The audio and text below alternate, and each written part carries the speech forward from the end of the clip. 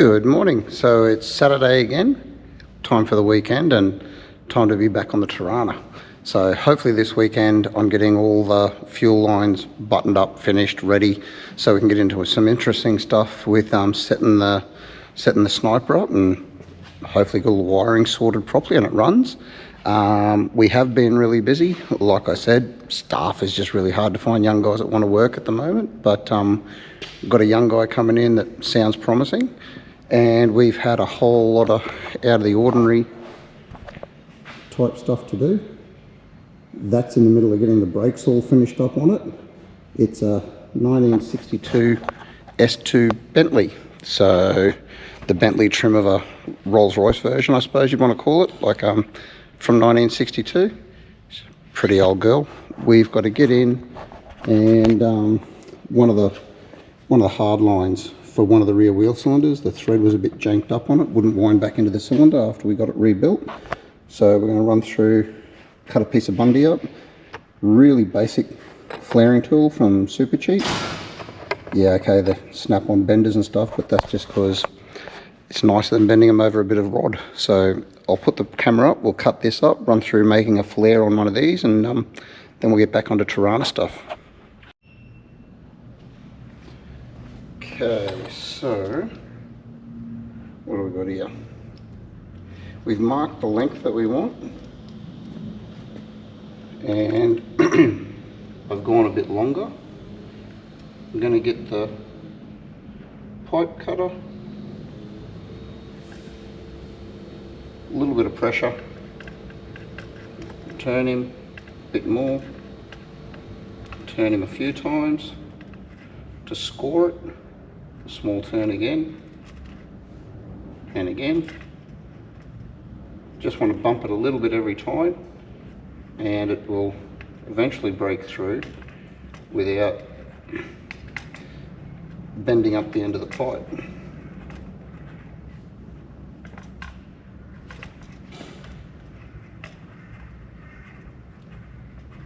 Like I said, nothing special. This one's a plumbing pipe cutter from Bunnings, and the roll of Bundy pipe is just coated Bundy pipe from Repco.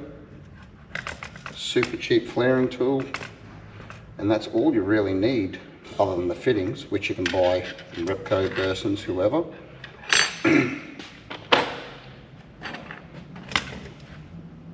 And you can bend this stuff fairly forgiving by hand, but if you can find the bending pliers, which you can buy on Amazon and stuff cheap enough anyway, you don't have to buy the snap-on ones, just makes it a little bit nicer. I'm going to go get my pick and just round out there, so where the cutter goes through it just squashes in a bit. You use the pick just to flare it out a bit and clean it up. And this end I'll shorten up. That was the fresh end off the pipe. It's got a bit of a ding in it, so we'll trim that off so it's round and start from there. Okay, so you're just going to take your seal pick,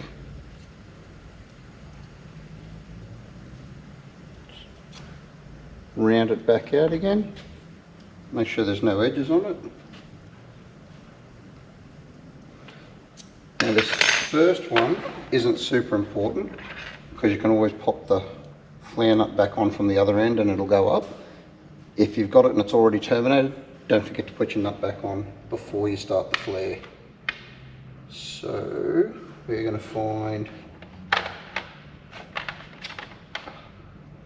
our little mandrel. Where is it?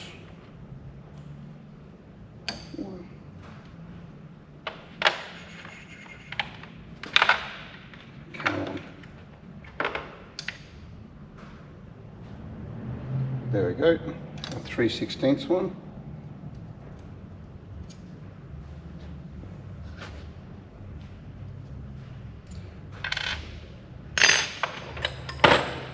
And our tool. Going to pop him through the right size that corresponds to the Bundy pipe.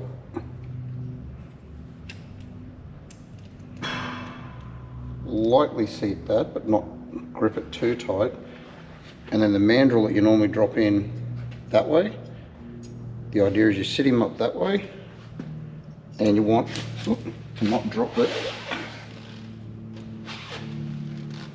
You want enough of the pipe coming through the top to be flush with the top of the second step in the mandrel, and that will give you enough bundy pipe to flare.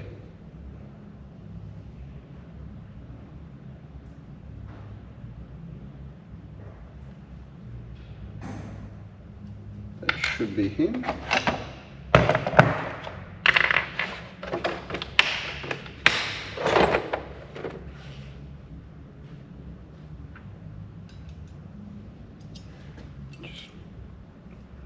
Normally easier in a vise, but I'm not near it at the moment.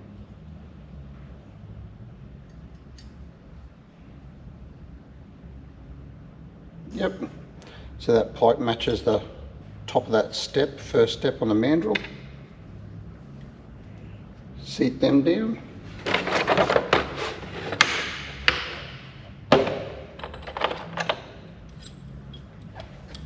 Grab the handle on the tool. And clamping down tight so it doesn't slip.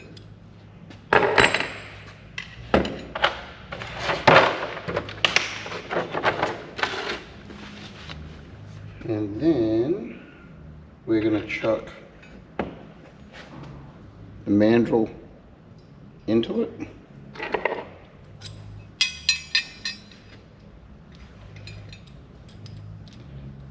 Slip our clamp over the top. And like I said, this is a cheap tool. There are better ones out there that are still cheap. This is a fairly old school style one that works, but there's way better. Okay, so that's done till that squeezes the mandrel down as flush with the tool.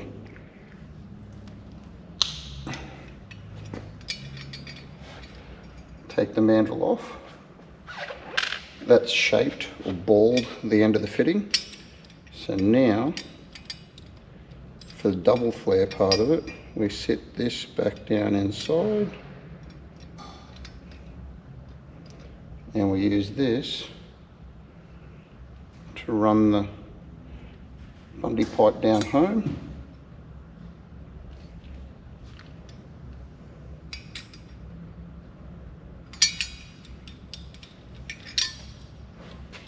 And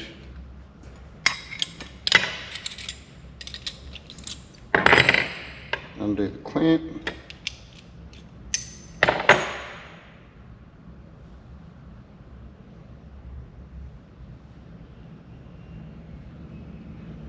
And that's our first flare. Then you run your nut on, and you do exactly the same thing up the other end. I'm going to clean that up and get the other one prepped, and we'll get it ready to bend. Right, so we've got our two flares on, both nuts are on, so a good starting point. Put our first bend in it where it comes out of the T-fitting on the diff. I might be a little long, but it is what it is. Just flare this one back a little. And then from there, it's just a case of eyeballing what the actual car wants. So from there, we'll use this one, maybe. Which way I wanted to bend that.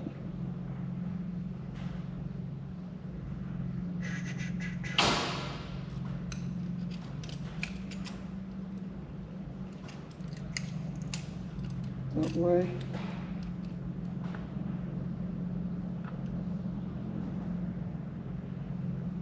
So about there.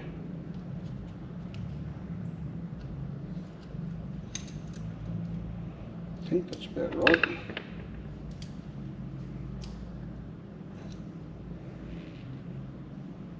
Down a bit lower. About there.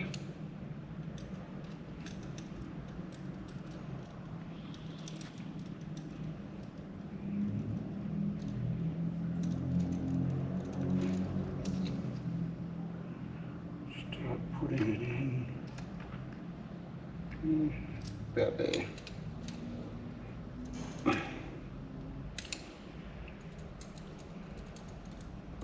Just working around.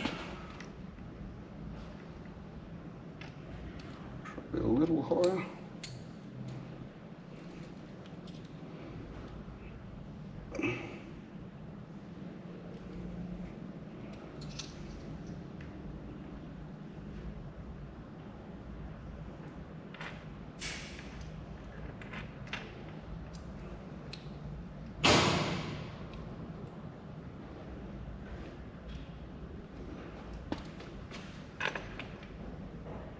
Till we get it roughly where it's angling down how we want it.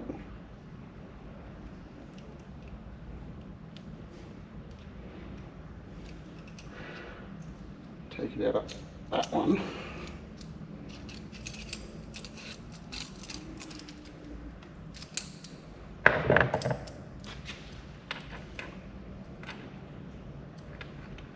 And this doesn't have to be exact because the one that we're matching it off did get a little bit flared out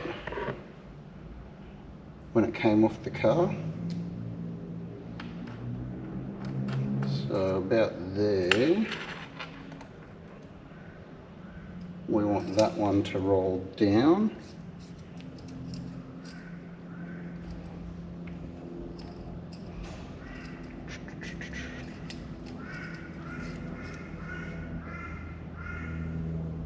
Too far maybe.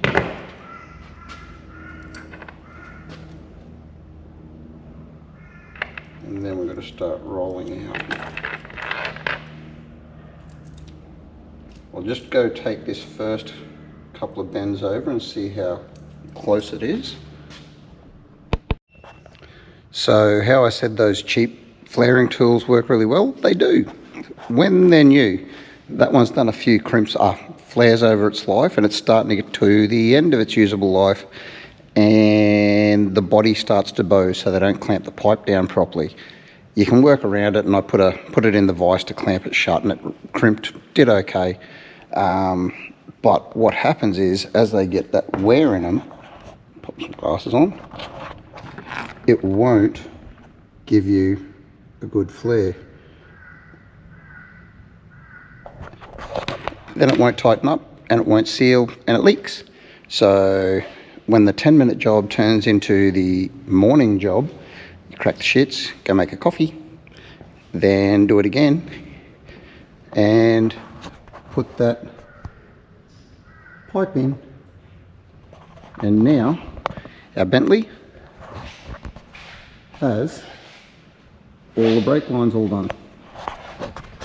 So yes, you can get away with the cheap ones. Bundy pipe's cheap, but your frustration level is huge. So you either replace them as they start to get a bit sloppy, or you bite the bullet and buy a slightly better one. There are a couple out there. Rocket, VPW sell some. There's some on Temu of all places. They are what they are, but that'll be the next investment. We'll get a fresh one of those. That one's just not worth the hassle anymore. That's done. So that 10-minute job that took us 2 hours, I'm going to have a bite to eat for lunch, and then we'll get back into the little Rana over there. We'll see if we can actually get something done today. Okay, so we finally made a bit of progress instead of making a mess. I've pulled that original return line that we made out because I wasn't happy with it. There was a few little nicks and kinks and just didn't like it, didn't like where it ran. So now we found a spot where we're going to be able to make the high pressure and the return line both run together. So up here on the inner fender, it's all anchored to the chassis rail under the floor, and then just follows down along.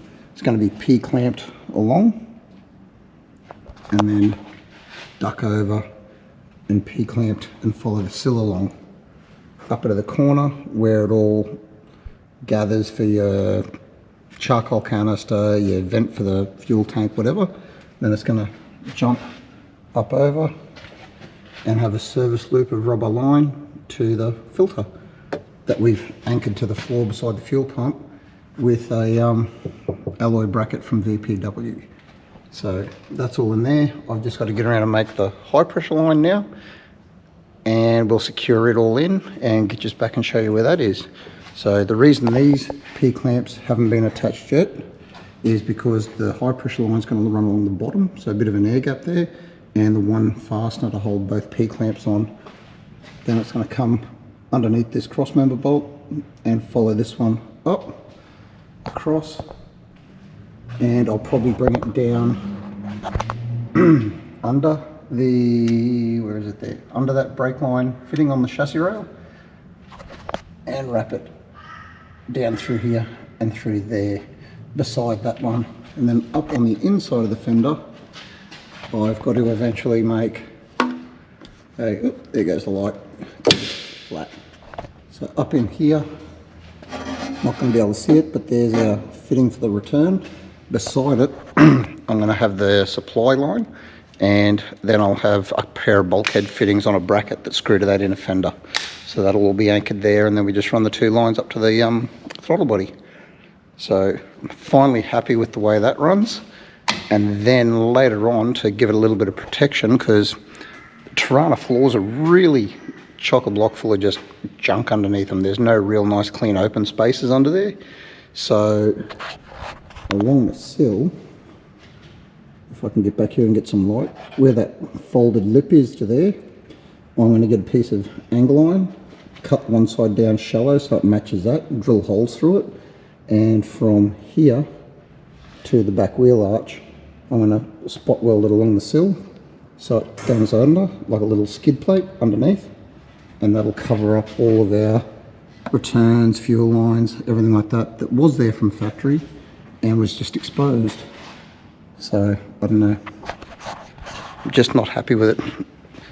You put it in there and then it goes belly up on a speed hump or something like that, and you end up rubbing through and punching a hole and having fuel everywhere. Not that it's happened so far, but just looks open. All right, I'll get in and start cutting another piece of pipe and straightening it up, and we'll get into it. Right, so we've got the supply line and return line underneath the car done. Both the lines are hard line and they're all one piece, no joins, except for where they connect to the fuel pump and to the sender unit where it drains back in. So that's better than the way I had it in the first place. I would rather have run a black line, but the black aluminium anodized line apparently scratches and flakes and does all kinds of weird stuff when you try and bend it anyway. And since it's the first time I've ever used that alloy stuff, I went with the cheaper raw alloy. So to make it disappear, I'm going to give it a coat of satin engine enamel once it's all in final place, because that to me just looks, I don't know, tacky. I don't like seeing it all through there, and it's not the neatest, but it clears everything. It misses the tyres on full lock and full compression, and considering he's got some new ones over there that are a little bigger than the 13s, that's a good thing. I've managed to run them both down the outer part of the sill. They're away from everything. And then under here, if we find our light, fuel pump, fuel filters, pre and post, and it's all secured away. What I'm going to run down here is, like I said, I'm going to make a 90-degree angle line along there that goes all the way along, attaches to the sill. So, and that'll just sit there as a shield the whole way along, covering up those. And I'll probably run it as far forward as where the sill finishes and the fender starts. So to that seam there, so that way it's not part of the fender, you can take that off. And then from there, on that angle, I'll use the sheet metal brake and I'll fold a piece to go from under this rail out, just like a cover. And that'll have it covered the entire way along, and should give it some protection and tuck it away out of sight so you can't see it. But what we're going to do is finish off the two flexible lines in the engine bay first, and then during the week we'll fill the fuel tank up, just let it sit with gravity on it and make sure there's no obvious leaks before we put power to it. If that's all good, then we'll run the shields and everything, and that last wire, and then it's next weekend next weekend, maybe next weekend, we'll put power to it and see if we can get the, what do you call it, the sniper to power up and see if I've wired it properly. I've still got to try and find some information on the ICE ignition. You have to go into the sniper with the laptop to tell it it's a certain style of ignition or something like that. I remember reading somewhere. It's not as straightforward as setting up the original Holley one, but we'll bring the Torana down and we'll get these last two lines fitted up. Right, so we're going to fit the pressure side first. So we've got an adapter so we can run the, what do you call it, fuel pressure regulator, or not regulator, fuel pressure gauge, sorry. Because they say they want one on there, but they didn't supply it. So we went through VPW and I've put down,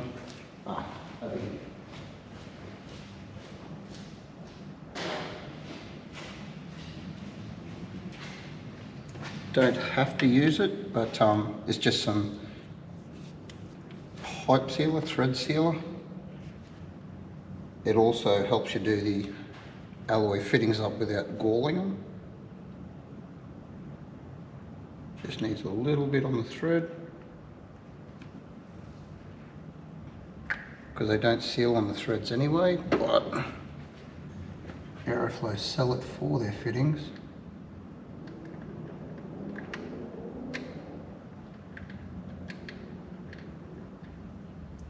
And we'll clock where we want our gauge to sit. Possibly to the socket just a little. There.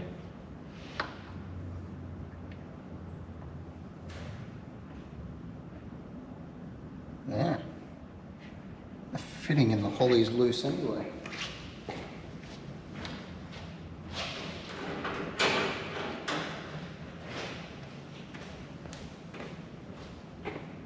See if we can't hold that.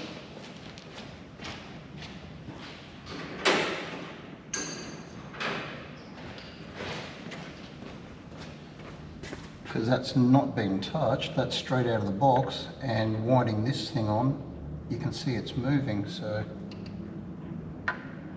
we'll have to double check that.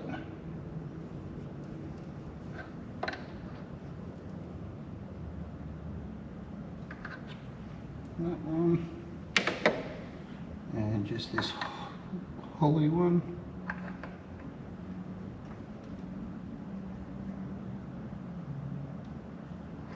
Tight enough. And our tail fitting for the hose.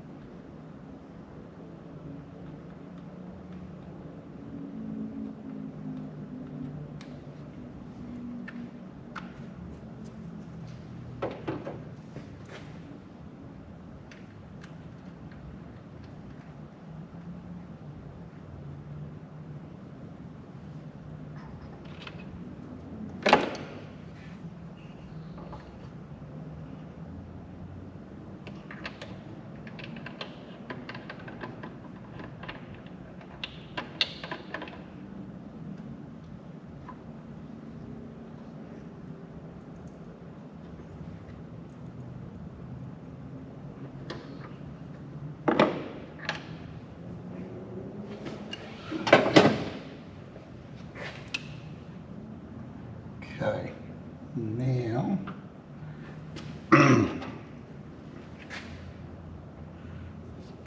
little bit on the thread of this.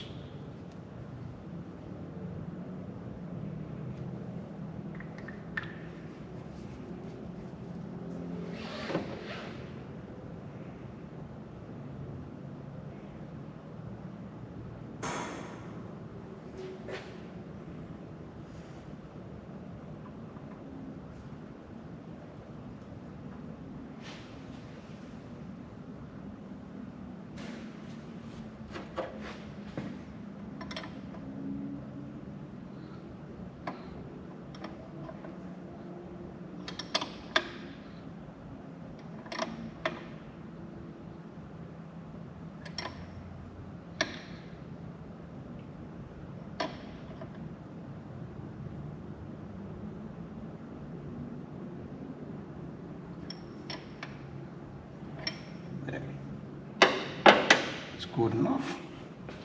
Alright, so now we'll grab some of our, no we won't, we'll put our barb fitting on our return. So we're finished.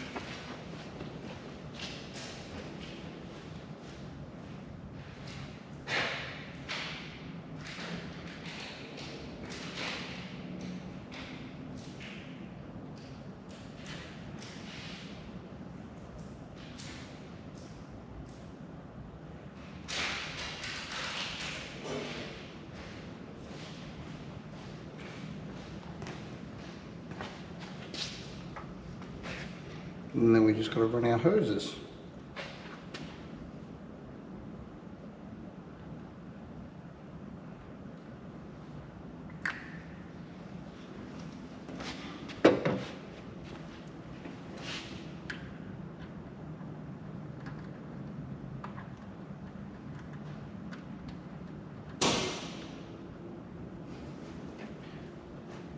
Holley obviously didn't intend for these to be sitting on the side of a 6-cylinder,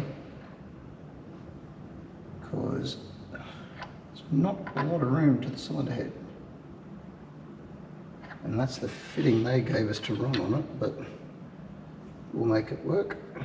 Alright, so I'll grab the hose.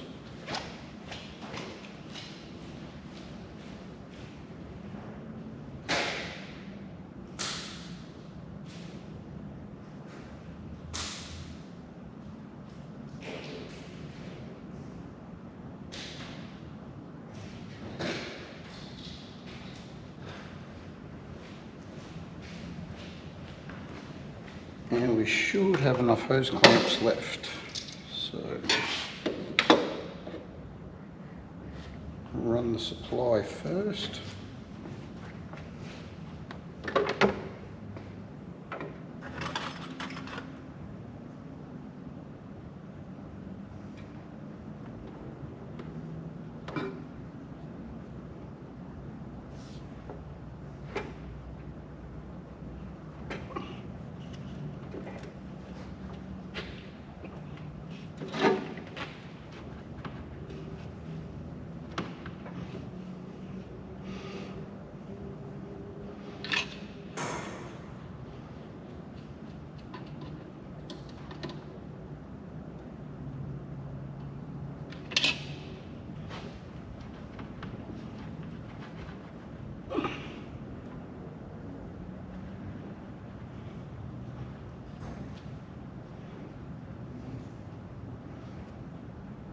Okay, so that's going to go there.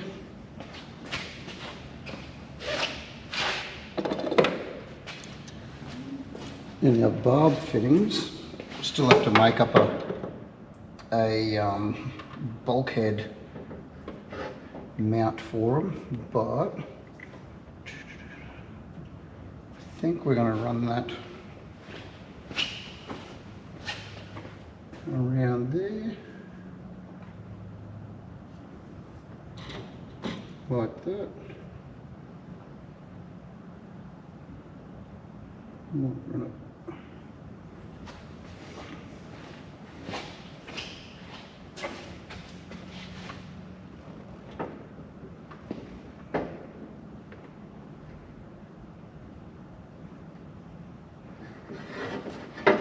So more about that one. Give ourselves a little bit extra.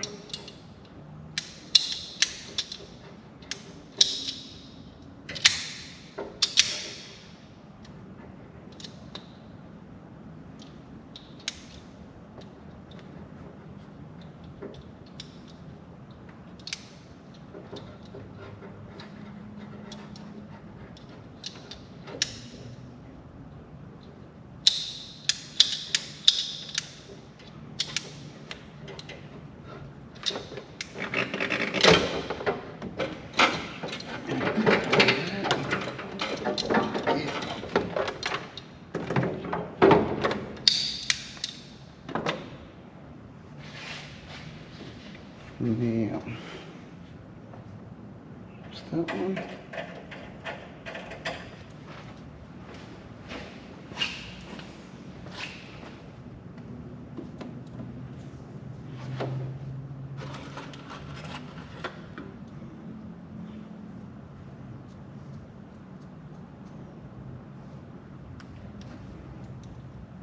So that's going to go that way.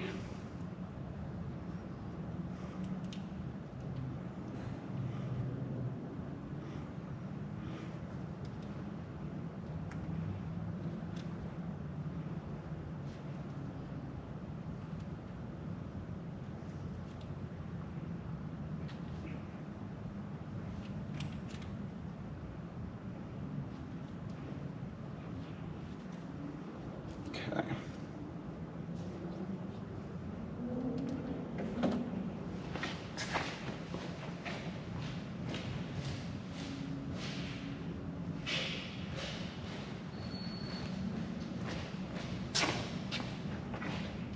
Do that one up.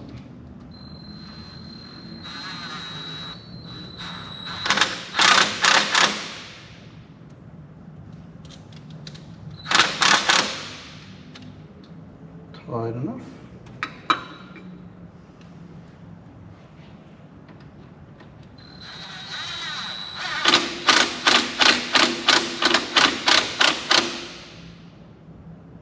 Tight enough.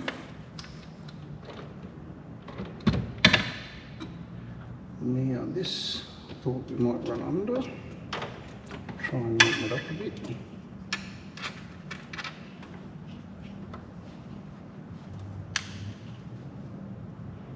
Like that.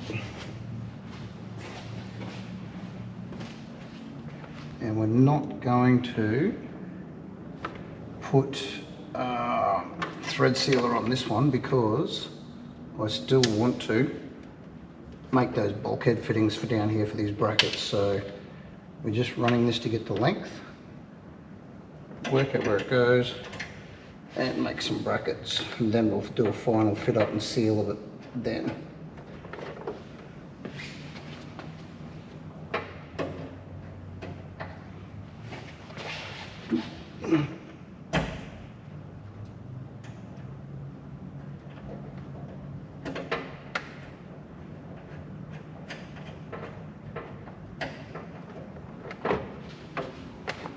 If I could see.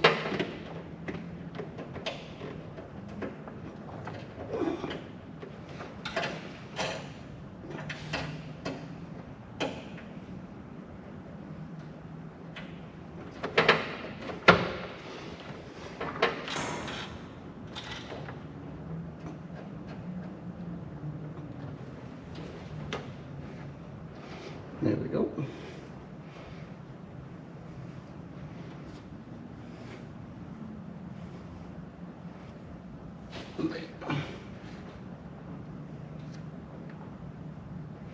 Okay, so that's one. Now our return.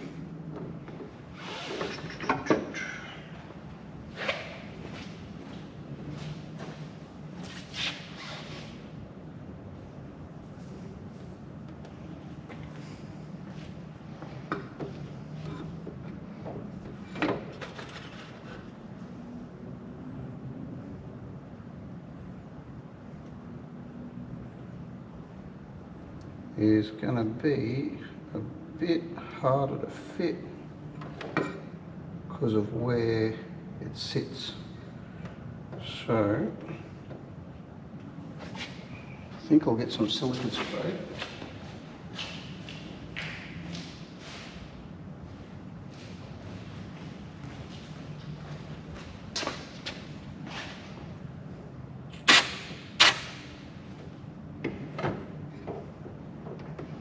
And that one's going to go, damn, that is going to be hard to get on there, isn't it? Maybe I should have put on a fitting first.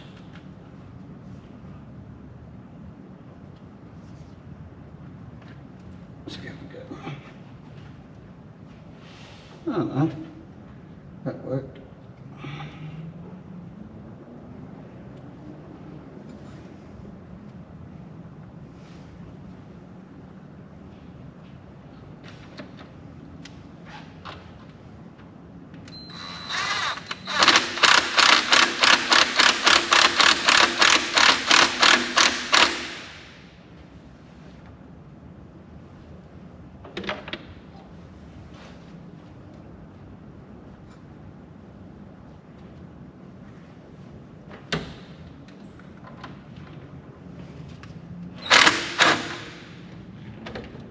There.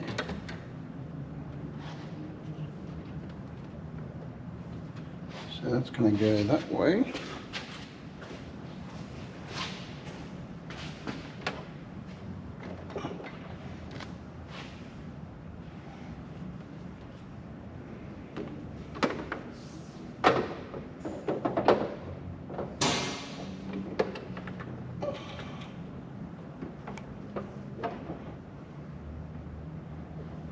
We go about there.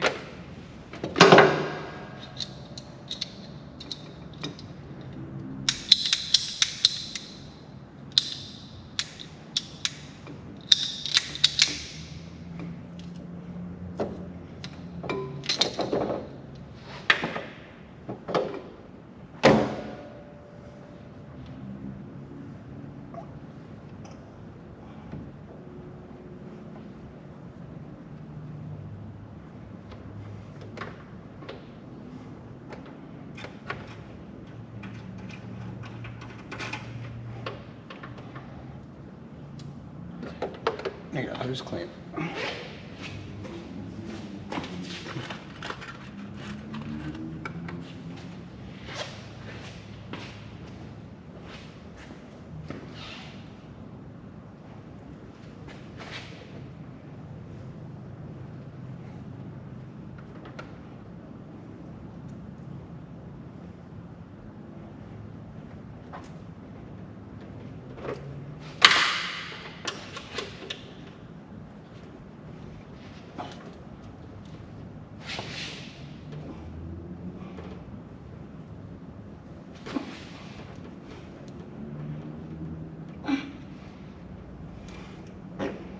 There we go.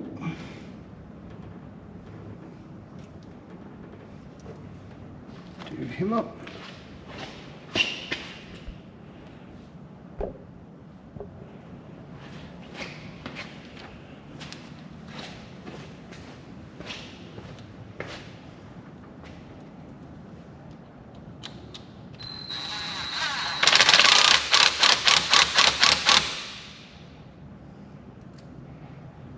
Okay. That should reach down here.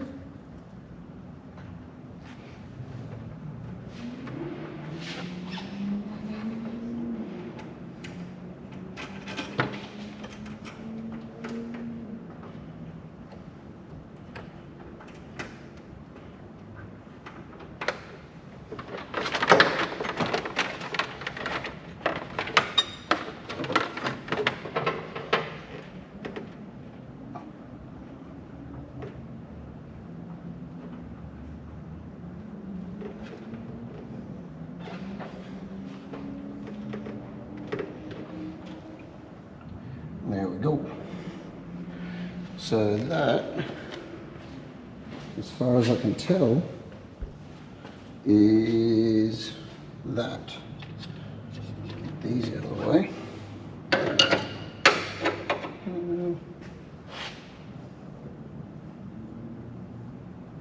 Yeah. Okay, so we're done. Technically, that's the entire fuel system buttoned up, bar that one blue power wire.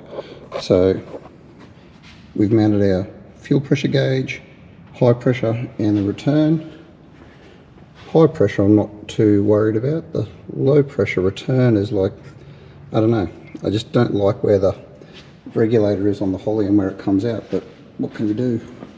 Maybe we'll put a 45-degree fitting on there or something. I might see if I can get, but for now it's there. And they go down to here, and down in there, where's our light? Is where we're going to make our bulkhead fittings on that inner splash apron for the two lines where they come through. So. Okay guys, so that's a wrap for the afternoon. We've got both the high pressure and the return lines made. I got them made in one piece from front to back without any joins in the middle, which is what I was wanting to do in the first place and didn't. So that's why we started again. Not 100% happy with where they run along that outer chassis rail on the driver's side, but it's out of the way of everything, doesn't foul on anything, and it won't rub or cut through, so it is what it is. I'll give it a coat of black engine enamel to cover it over so you can't see them when you're looking through the wheel arch. And with the new wheels and tyres that he's got to go on this thing, they're going to clear there as well. Everything's hooked up all the way to the throttle body. We've got the fuel pressure gauge. All I have to do is make 2 bulkhead fitting brackets for down on the inner fender and run the power line, and then put fuel in the tank and check for leaks. Once we've done that, it's a case of running through the startup procedure on the sniper, and fingers crossed, this old girl's ready to go. So then we'll dive into some interesting stuff about how to set the sniper up, how to tune it, stuff like that. So sorry, another short, well, not short, drag out a little bit today, but another bit of a just boring nothing one, but we've got a heap done. Thanks for coming back, thanks for hanging around, and thanks for watching. See you next time. Bye.